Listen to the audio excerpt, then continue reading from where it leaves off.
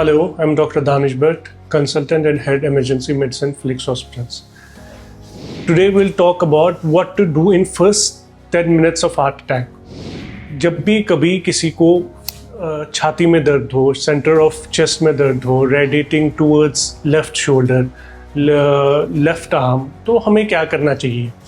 पहले तो हमें रिकॉग्नाइज करना है कि हार्ट अटैक के सिम्टम है। कोई भी पेन जो सेंटर ऑफ चेस्ट में होती है और जो रेडिएट करती है towards your chin, towards your jaw, towards your left arm, towards your left shoulder. So इसमें 99% चांसेस होते हैं कि ये पेन चेस्ट पेन है which is related to heart attack. तो हमें क्या करना चाहिए? सबसे पहले तो हमें काम रहना चाहिए। तुरंत हमें एम्बुलेंस सर्विसेज पे कॉल करनी चाहिए। जो भी नज़दीकी हॉस्पिटल है उसकी एम्बुलेंस या तो कॉल करना चाहिए। उसके बाद हमें पेशेंट को जो एस्पिरिन होती है, हमारे घर पे यूजुअली नॉर्मली एस्पिरिन होती है, उसका एस्पिरिन खोल के वो हमें 325 mg की देनी चाहिए टू च्यू पेशेंट को देनी चाहिए च्यू करने के लिए। जो भी रिस्ट्रिक्टिव क्लोथिंग है पेशेंट की, टाइट कपड़े हैं, वो खोलने चाहिए।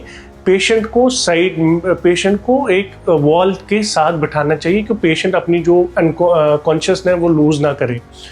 उसमें हमें ऑब्जर्व करना चाहिए पेशेंट की कंडीशन कैसी है, स्वेटिंग हो रही है। हमें ध्यान देना है ABC पे, एयरवे कैसा है, वेदर वो बोल रहा है, ब्रीदिंग कर रहा है वो, और सर्कुलेशन कैसा है। अगर आपको लगा कि पेशेंट अनकॉन्शियस हो गया है और पेशेंट ब्रीथ चेस्ट राइज जिसे हम बोलते हैं, सांस नहीं ले पा रहा है, और पेशेंट ये गिर गया है साइड में, ऐसे अपनी कॉन्शियसनेस लूज किया है, सो हमें क्या करना है? हमें तुरंत अपने hands on CPR, hands only CPR use करना है।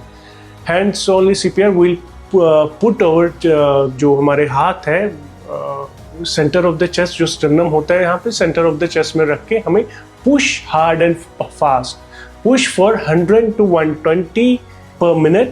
हार्ड एंड फास्ट छाती को पुश करेंगे, तब तक हम पुश करेंगे जब तक कि एम्बुलेंस अराइव ना हो। We don't have to stop. और अगर ऐसी चीज़ें कहीं बाहर हुई, कभी कंपनी में हुई, किसी मॉल में हुई, so we have this automatic defibrillators होते हैं, AED जिन्हें हम बोलते हैं। So it's very easy to use, बहुत इजी है। उसमें 2 पैड्स रहते हैं, सारी इंस्ट्रक्शंस AED पे रहती है।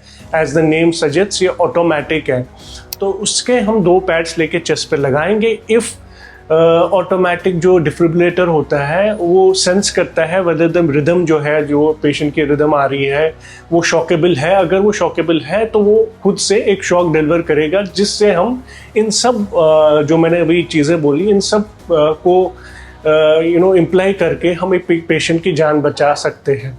Thank you so much. Health से जुड़ी ऐसी कई और जानकारी के लिए फेलिक्स हॉस्पिटल के YouTube चैनल को सब्सक्राइब करें और अपने सवाल कमेंट बॉक्स के जरिए हम तक पहुंचाएं। और डॉक्टर की अपॉइंटमेंट के लिए दिए गए नंबर 9810455953 पर संपर्क करें।